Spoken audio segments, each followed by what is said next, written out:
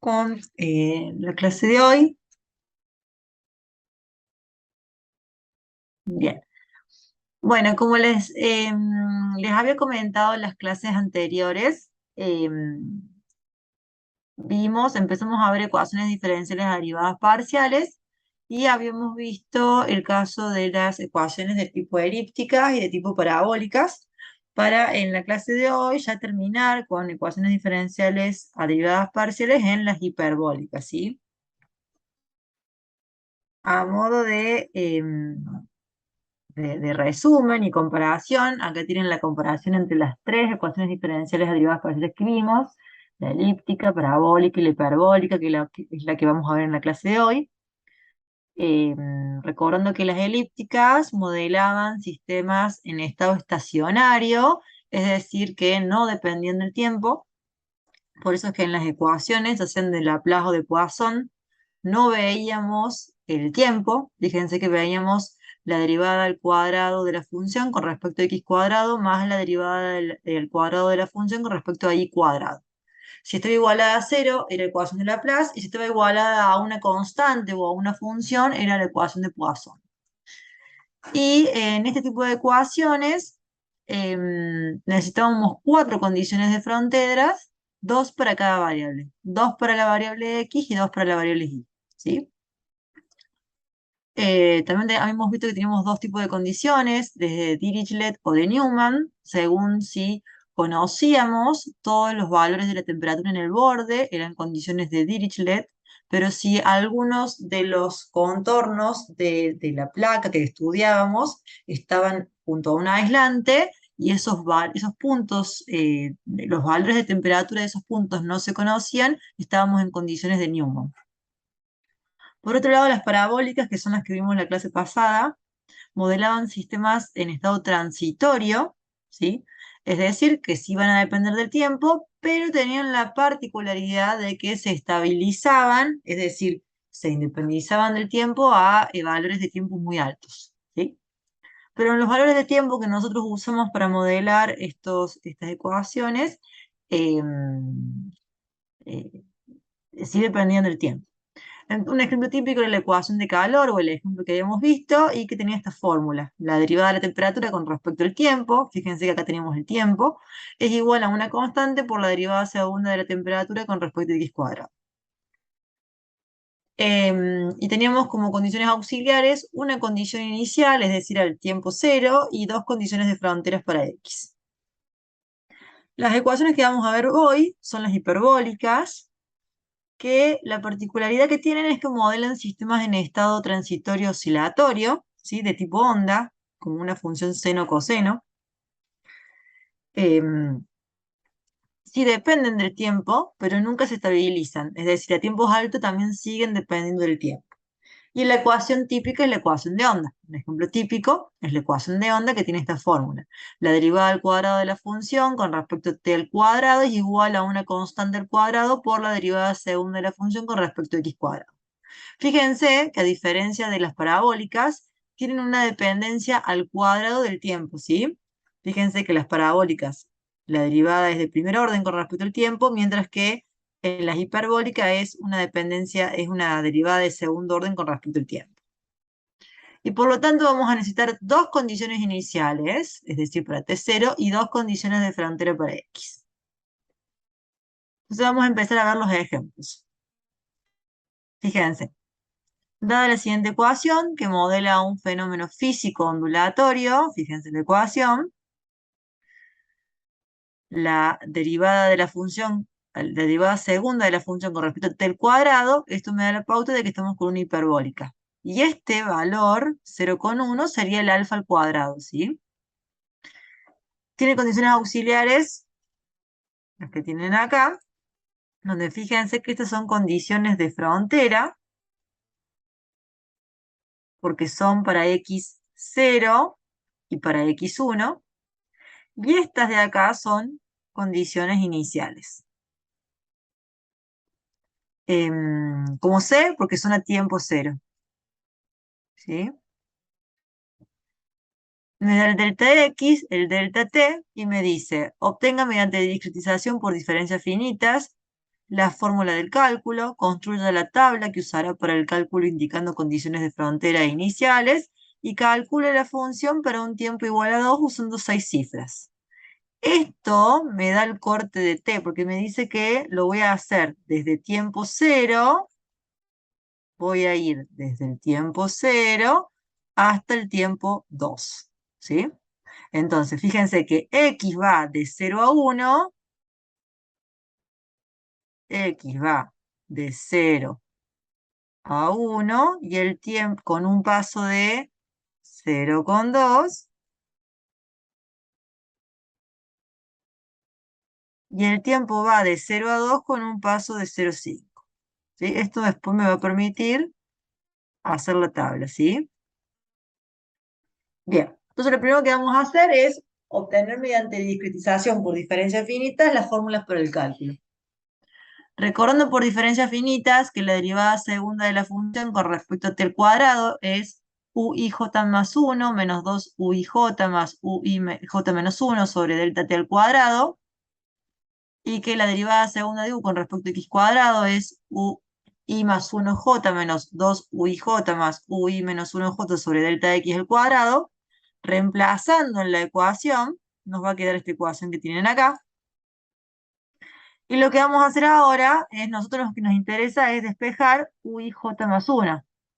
Entonces, para despejar el uij más 1, lo que voy a hacer primero es, todo este término pasa sumando del lado derecho, y este término va a pasar multiplicando. De ahí les va a quedar este factor de acá, que nosotros lo vamos a llamar lambda, ¿sí? El 0,1 sería el alfa al cuadrado, y el delta t es conocido porque me lo da el ejercicio, y el delta x también es conocido porque me lo da el ejercicio. Calculamos ese valor de lambda con los datos que tenemos, y en este caso me da que es 0,625. Ese valor de lambda, que se calcula como alfa al cuadrado por delta t al cuadrado sobre delta x al cuadrado, les permite ver si el método es convergente y estable en los valores dados. Siempre y cuando ese valor de lambda sea menor o igual a 1, significa que el modelo es estable, ¿sí? En ese caso, como es menor a 1, significa que el modelo es estable. Ahora seguimos con la ecuación, ¿sí? Podemos reemplazar todo esto por lambda, que es lo que hice acá. Y a partir de ahora vamos a despejar el uij más 1, ¿sí? Este término va a pasar restando del lado derecho y este sumando, es lo que hicimos acá. Y ahora lo que hice fue este término de acá, lo saco afuera del paréntesis, después de multiplicarlo por el lambda, que es lo que hice acá, para después agruparlo con este porque son semejantes, ¿sí? Entonces me va a quedar uij más 1 es igual a lambda por ui más 1j más ui menos 1j. Estos dos términos que son semejantes entre sí, saco factor común 2uij, que es lo que hice acá, por 1 menos lambda, y les va a quedar esta ecuación que tienen acá. ¿Sí? Que la vamos a llamar ecuación 1. ¿Qué es cada cosa? Bueno, lo que a mí me interesa calcular va a ser el uij más 1, es decir, el valor de la función en un tiempo siguiente. ¿Sí? Recuerden que el factor i es el espacial, es decir, x, y el j es el temporal, es decir, el tiempo. Entonces, el j más 1 significa que es a un tiempo siguiente. Este valor de acá sería el u, i, j. Y el anterior sería el u, i, j menos 1. El de acá sería el u, i más 1j, es decir, el que está a la derecha. Y el de la izquierda sería el u, i menos 1j. ¿Sí? Pero este es el que yo voy a querer calcular con la fórmula, ¿sí? ¿Qué ocurre? Cuando yo vaya y haga la tabla, después vemos cómo hacer la tabla, ¿sí? Después lo vamos a ver, pero lo que me interesa es ver esto. Cuando yo vaya a hacer la tabla, la primera fila la voy a hacer con la condición inicial. Después lo vamos a ver en detalle, pero es para que me sigan en la discretización. Y después lo que yo voy a empezar a hacer es Bueno, estas las voy a hacer con las condiciones de frontera. Estas de acá también las voy a hacer con las condiciones de frontera. Y después voy a empezar a resolver cada una de las celdas con la ecuación. ¿Qué pasa? Si yo quiero resolver esa celda con esa fórmula, es decir, esta celda sería el u i j más 1. La de arriba sería la u i j. La de la derecha sería la u i más 1j. La de la izquierda sería la u i j menos 1, perdón, menos 1j. Y el problema que tiene cuando yo quiera resolver la segunda fila, esta que tengo acá, es que cuando quiera ir y buscar el u i j menos 1, no lo voy a tener, porque en la segunda fila el u i j menos 1 no lo voy a tener. ¿Se entiende lo que estoy planteando? Razón por la cual esta ecuación 1 es válida recién para cuando yo esté a partir de la tercer fila para abajo. Es decir, la voy a poder usar recién en estas celdas para abajo. ¿Se entiende esto?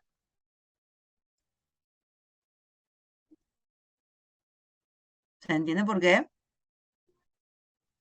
Sí, profe, porque el tiempo anterior al cero no tengo ningún dato. Exactamente. Entonces, esta fórmula voy a poder aplicarla a partir de la tercera fila. O segunda iteración, para que quede claro, la primera fila es la de la condición inicial, la segunda fila no voy a poder usar esta fórmula 1, por eso es que acá claro desde a partir de la tercera fila en adelante. Para eso, para la segunda fila, ¿sí? O la primera iteración, como quieran llamarle, es que me dan la otra condición inicial, que en el caso del ejercicio dado es esta de acá, porque les va a permitir reemplazar ese valor que no tenemos, el uij menos 1. Entonces, discretizando por diferencias finitas esa expresión, que lo tenemos acá, lo discretizamos, vamos a, y reemplazamos en la ecuación, de esta ecuación vamos a despejar el uij menos 1, que es el problema que tenemos en la segunda fila, ¿sí? Cuando despejan de ahí les va a quedar esta expresión, y lo que vamos a hacer es venir a la ecuación 1 y vamos a reemplazar el uij menos 1 por eso que acabamos de obtener. Una vez que hacemos eso, este signo menos lo distribuimos, me va a quedar menos uij más 1 más 4x delta t. Ese menos uij más 1 lo pasamos sumando del lado derecho, porque estos dos términos me van a quedar semejantes. Al sumarlos me van a quedar 2 uij menos 1, más 1, y el 2 pasa dividiendo todo el lado derecho y ahí obtenemos la ecuación 2. Esta ecuación 2 solo es válida para la segunda fila, ¿sí? A partir de la tercera fila en adelante usamos la ecuación 1, ¿sí? Bien, entonces, una vez que obtuvimos las fórmulas de la discretización, las dos fórmulas que vimos recién, vamos a construir la tabla. ¿Se acuerdan que les había dicho, habíamos analizado ya cuando veíamos los datos, que el X va de 0 a 1, el X va de 0 a 1, me doy cuenta por las condiciones de frontera, con un paso de 0 a 2,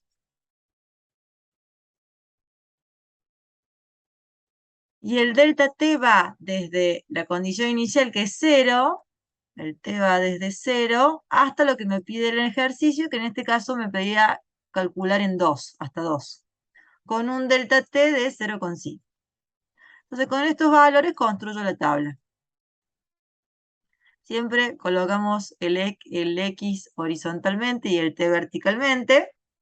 La tabla quedaría construida de esa manera. Fíjense, el X va de 0 a 1 con un paso de 0,2, 0, 0,2, 4, 0,4, 0,6, 0,8 a 1.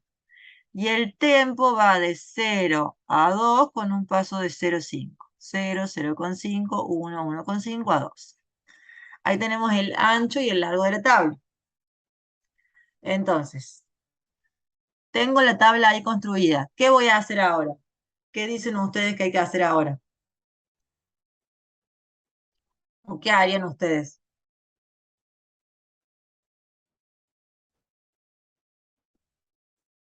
Completar con las condiciones iniciales, las columnas. Perfecto.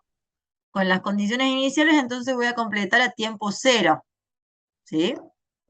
Entonces, con la ecuación de la condición inicial, que en este caso es 0,5 coseno de pi por x menos 0,5 seno de 0,5 pi por x.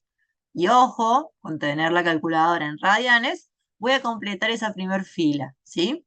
Donde en cada caso voy a reemplazar x por el valor dado. Por ejemplo, en esta primer celda, el x vale 0. Entonces será 0,5 por coseno de pi por 0 menos 0,5 seno de 0,5 por pi por 0. Y eso les da 0,5. Y usamos 6 decimales como aclaraba el ejercicio. En la celda que sigue, sería esta de acá, el x vale 0,2. Entonces cuando reemplacen les va a dar 0,25. En la que sigue, el x vale 0,4. Entonces, cuando reemplacen, les va a dar menos 0,139384. Siempre recuerden que redondeamos por redondeo simétrico, ¿sí? Y los decimales a utilizar son los que pide el enunciado, que en este caso eran 6. Bueno, así completamos toda la primera fila, ¿sí? Toda esa primera fila. Y la primera columna y la última columna lo hacemos con las condiciones de frontera, ¿sí? Estas de acá, las condiciones de frontera. Me dice que la primera condición de frontera es para x0, me dice que la función para x0 vale siempre 0,5, que es esta de acá, y la otra condición de frontera es para x1 siempre vale menos 1, ¿sí? Entonces lo primero que vamos a hacer es completar la tabla con condiciones iniciales y condiciones de frontera. Y posteriormente vamos a proceder a resolver el resto de la tabla, como dijimos, la segunda fila con la ecuación 2 y a partir de la tercera fila en adelante con la ecuación 1. ¿Sí? Profe, ¿Cómo lo yo vamos a ir? Sí, tengo una duda, yo. sí. Si por casualidad no nos diera igual, por decir, el valor de la condición inicial en No, el... tienen que dar igual. Si no dan Tiene que dar igual es igual porque está mal siempre. hecho el ejercicio. Sí, Claro, listo, ese era mi sí, duda. sí, sí. Listo, profe. Bien, está muy bien la pregunta, pero tiene que coincidir. O sea, vos me estás preguntando esta y esta. Claro, digo, si por ejemplo la condición de frontera da distinto a la condición inicial, ¿en cuál pondríamos? Pero bueno, si da No, igual no tiene que sería dar un lo problema. mismo.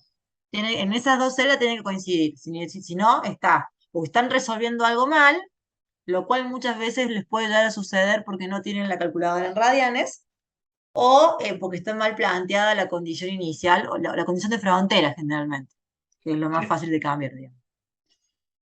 listo, Bien, profe. Gracias.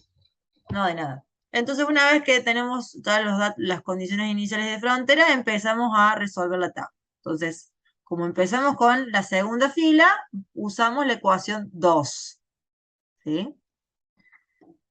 Entonces, si yo quiero resolver esta celda de acá con la ecuación 2, fíjense, esa celda de ahí sería el UIJ más 1. Entonces, la anterior sería el UIJ. Bien, entonces, UIJ, que en este caso es 0,25, por 1 menos lambda, que recuerden que lambda en este ejercicio nos había dado 0,625, ya lo habíamos calculado. Entonces, 1 menos 0,625 más el lambda dividido 2 por UI más 1J, que en este caso es menos 0,139384, más UI menos 1J, que en este caso es el 0,5, más 2 por X, que en este caso es 0,2, por el delta T, que es 0,2. ¿Sí? Y eso les da el 0,406443. La celda que sigue esperen que se me fue, esta de acá, usamos la misma fórmula, ¿sí? ¿Y cómo va a ser? El U y J sería menos 0,139384 por 1 menos lambda, es decir, 1 menos 0,625, más lambda sobre 2 por UI más 1J, que es menos 0,559017, más UI menos 1J, que sería 0,25, más 2 por X, que en este caso es 0,4, por el delta T, que es 0,5. Y eso les da el 0,251163. Y así completan con la ecuación 2 toda esa segunda fila. A partir de la tercera fila en adelante usamos la ecuación 1, ¿sí? Porque ya ahí tenemos el UIJ menos 1. Entonces, ahora usando la ecuación 1 vamos a calcular este valor de acá, ¿sí? Sería 2 por UIJ, que sería en este caso el 0,406443 por 1 menos lambda, más el lambda por UI más 1J, que en este caso es 0,251163, más UI menos 1J, que en este caso es el 0,5, menos el UIJ menos 1, que en este caso es el 0,25. ¿Sí? Eso les da el 0,524309. Para calcular la celda que sigue, será 2 veces el UIJ, que en este caso es 0,251163, por 1 menos lambda, más el lambda por el UI más 1J, que en este caso es 0,071800, más el UI menos 1J, que en este caso es el 0,406443, menos el UIJ menos 1, que en este caso es menos 0,139384. Y eso les da el 0,626658. Y así con la fórmula 1 completan el resto de la tabla y les da esos valores de ahí. Donde todas las celdas que están en grises son condiciones de frontera iniciales. Todos los 4 valores que están en rojo se calcularon con la ecuación 2. Los 12 valores que están en celeste o azul están con la fórmula 1. Y lo que está marcado en verde, las celdas que están marcadas en verde, sería el resultado, porque a ustedes les piden determinar el valor de la función para un tiempo 2. O sea que el resultado son las celdas que están marcadas en verde. ¿Sí? ¿Se entendió? ¿Quedó claro?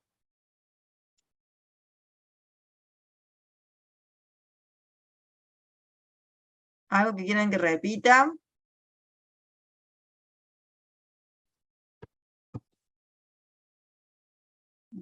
Si no hay dudas, continúo. Veamos otro ejemplo. Tenemos la siguiente ecuación que modela un fenómeno físico ondulatorio. Esto es típico de hiperbólica. Tiene esta ecuación. Y lo termino de corroborar porque tiene una dependencia con el tiempo al cuadrado, donde en este caso el alfa al cuadrado sería este valor de ahí. ¿Sí? Me dan esta condición inicial, porque es a tiempo cero. Esta otra también es condición inicial porque es a tiempo cero. Y estas dos son condiciones de frontera. Esta me va a permitir calcular la primera fila y esta es para calcular la ecuación 2. ¿Sí? La ecuación 2 para la segunda fila. Y me dan el delta X y el delta T. Entonces les pido, bueno, obtener las fórmulas por discretización, la tabla con condiciones iniciales y de frontera y calcular el valor de la función para un tiempo 0,5. Entonces, sabemos que t va a ir desde 0 hasta 0,5 con un paso de 0,1 y x va de 0 a 0,5 también, de 0 a 0,5 con un paso también de 0,1. Entonces, en este caso, van a ser las dos dependencias iguales. Eso me va a permitir hacer la tabla después. Hacemos por discretización, discretizamos por diferencias finitas, ¿sí? Cuando, bueno, acá en este caso, por ejemplo, primero pasé todo este término sumando del lado derecho, y este término lo pasé multiplicando del lado derecho, para calcular el valor de lambda primero, ¿sí? En este caso el lambda, fíjense, me da 0,00633, como es menor a 1, significa que es estable, ¿sí? Una vez que discretice y reemplace todo eso por lambda, van a obtener esta ecuación, y de acá vamos a despejar el u y j más 1, ¿sí? Que van a obtener esta ecuación 1. Recuerden que esta ecuación 1 la van a utilizar para la tercera fila para abajo, porque para la segunda fila no van a tener el u y j menos 1. Entonces, para la segunda fila debo utilizar la otra condición inicial, que es esta de acá. Entonces, al discretizarla por diferencias finitas y reemplazarla en la ecuación, ¿sí? De acá despejan el u y j menos 1 y obtienen esta expresión de acá. Después van y reemplazan en la ecuación 1 el u y j menos 1 por esta expresión, y van a obtener la ecuación 2, que es para la segunda fila, ¿sí? ¿Hasta acá me siguen? Si no hay dudas, sigo nomás. Entonces, una vez que tengo las ecuaciones, voy a la tabla, ¿sí? Con las condiciones iniciales y condiciones de frontera. Entonces, estas son bastante sencillas.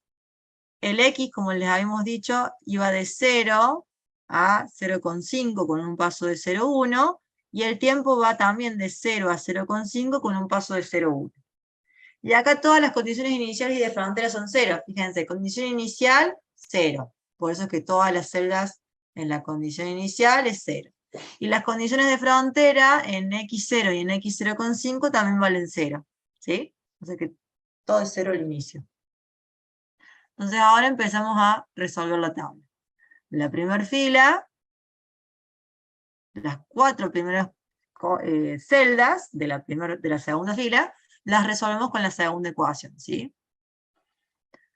Entonces, hacemos lambda sobre 2, que en este caso lambda nos había dado 0,00633, por ui más 1j, que en este caso es 0, ¿sí?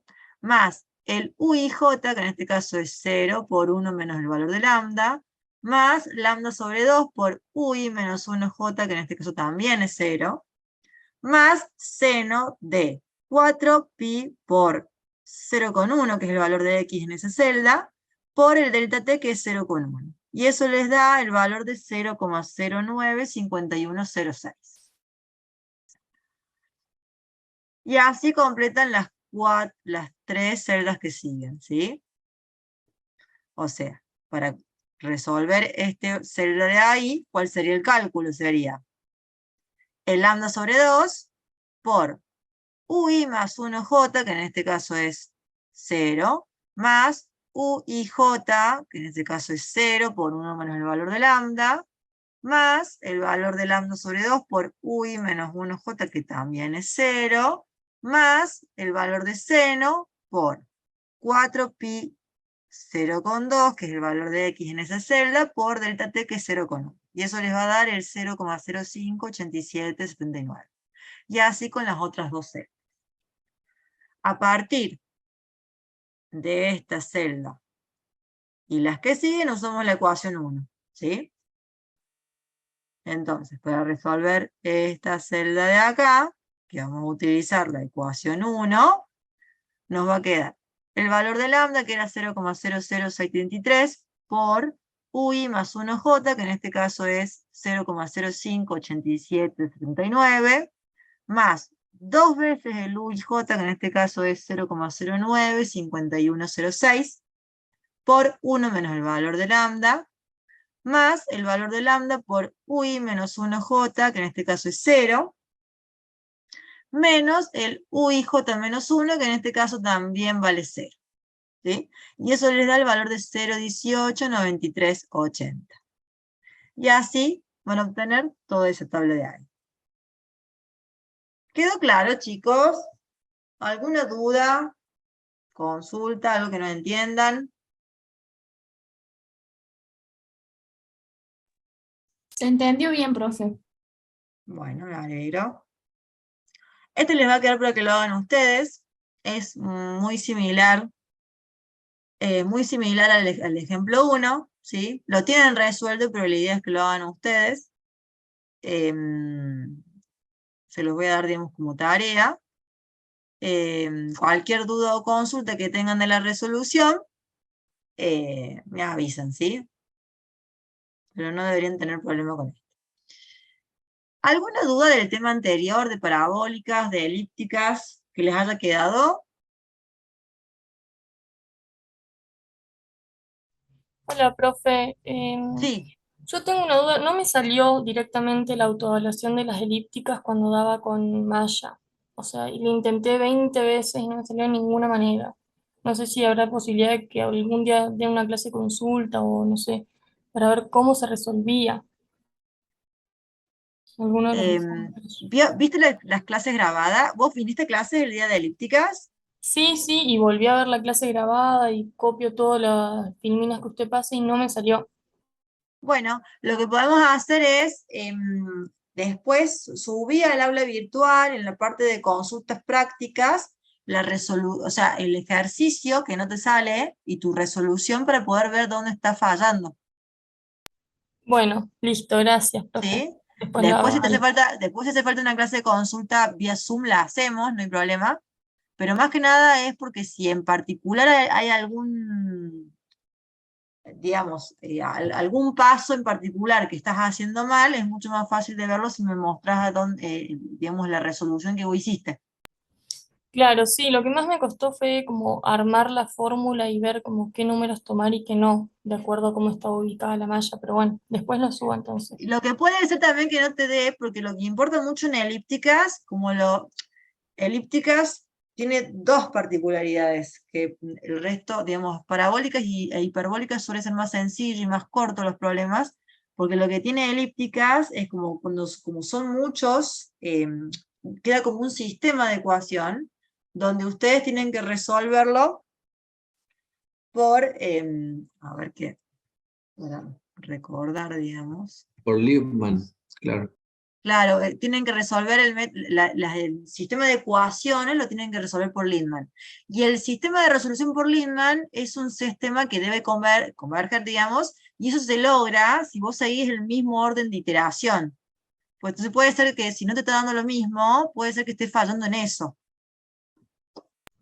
Sí, Entonces, yo me fijé en el foro y alguien había puesto algo del orden de la malla claro, y el profe puso que se resolvía con el mismo orden que él había puesto, pero yo no sabía claro, en qué orden, o sea, porque puso un cuadradito, 1, 2, 3, 4 y después no sabía en qué momento meterlo de la malla, como, o claro. sea, en qué Ese orden 1, 2, hacer 3, eso. 4 es el orden, porque si vos lo haces en otro orden, te van a dar valores parecidos, pero no iguales. ¿Sí? Eso es lo que Claro, estoy sí. tratando de decir, que ese debe ser el error que vos estás teniendo, ¿sí? Bueno, listo. Entonces, después fíjate en eso, por ejemplo, en este ejercicio de acá, eh, yo tengo 4 incógnitas, esas 4 celdas de ahí, ¿sí? Entonces, este es el orden que yo elegí para resolver. Primero voy a resolver esta de acá, después voy a resolver esta de acá, después resuelvo esta de acá y después esta de acá. Si vos resolves en otro orden, y para todas las iteraciones sigo el mismo orden. Si yo cambio el orden de una iteración a otra, está mal. Pero si vos elegís otro orden, no es que está mal, pero no te va a dar igual. Entonces, las autoevaluaciones, el profe les aclaró el orden justamente para que les dé igual, ¿sí? Porque si no les va a marcar como error, por más que lo hagan bien. No sé si me explico. Sí, profe, sí, se entiende, gracias. Fíjate si con eso se resuelve el hecho de que no te da igual, y si no, después subir la resolución y lo vemos en detalle, ¿sí? Dale, gracias. No, no, de nada. Los que no tengan dudas pueden ir dejando el presente, legajo, apellido, nombre, y se pueden retirar, buen fin de, y si alguien más tiene alguna duda, la hace sin ningún problema, ¿sí?